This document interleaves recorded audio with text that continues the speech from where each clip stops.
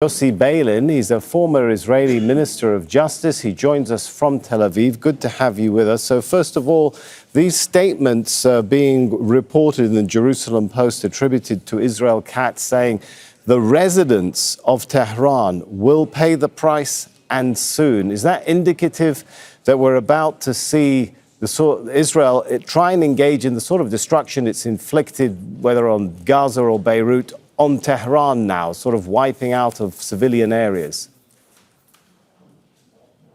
Well, I don't think that the enemy of Israel is the citizens of Tehran or the citizens of Iran, the other way around. I still remember days in which Iran was a very close ally of Israel. Many Israelis went there, many Iranians came to us. On an official level, but you may see that way, Yossi. But do you think Israel Katz and the current government sees it like that? Listening to those sorts of words, I mean, Tehran will burn, residents will pay the price. Makes you wonder what's in their minds. Well, I don't think that this is even the target of the current government, and I think that if it is very stupid. Let's talk about some of the Iranian strikes. How disruptive are they proving on the Israeli economy, on life as normal, on some of those important installations in Haifa? I don't know about Haifa, but I know that life in Israel is not normal now for several days since this war or confrontation began.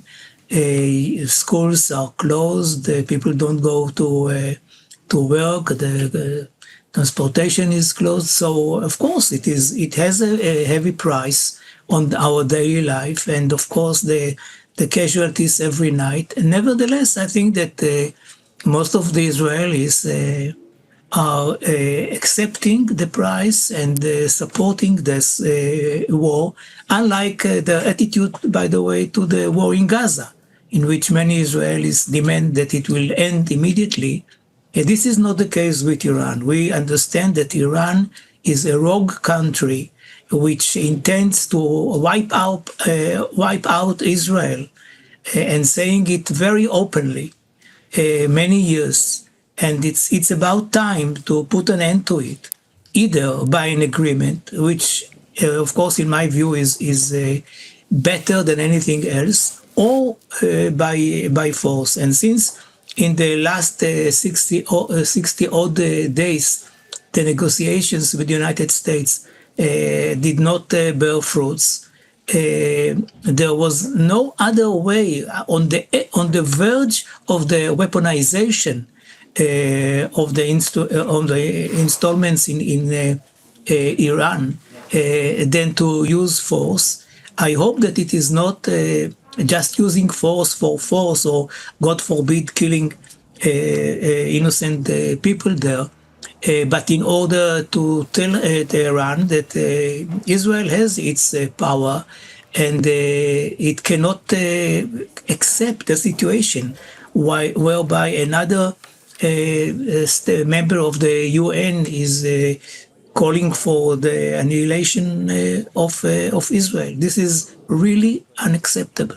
I'm listening to you there, and I'm wondering, thank you for explaining, of course, the Israeli perspective, but I'm wondering if it's sinking at all into the Israeli perspective, how Israel is increasingly being seen as a rogue state, given the fact that all the things that you talked about, you know, there are those who would throw back at Israel and say, it's a country that talks, whose ministers have openly talked about even using nuclear weapons in Gaza as being something that's not ruled out, talking about creating a Nakba, sort of ethnic cleansing of Palestinians. It is an occupying power, unlike Iran. And also, unlike Iran, it's engaged currently in a war that has 36 UN special experts and international human rights groups saying is engaged in a genocide. Does any of that factor into the Israeli thinking at this point? Well, I don't want to compare Israel to Iran. With all due respect, it is a dictatorship. It is a cruel dictatorship, a pain in the neck.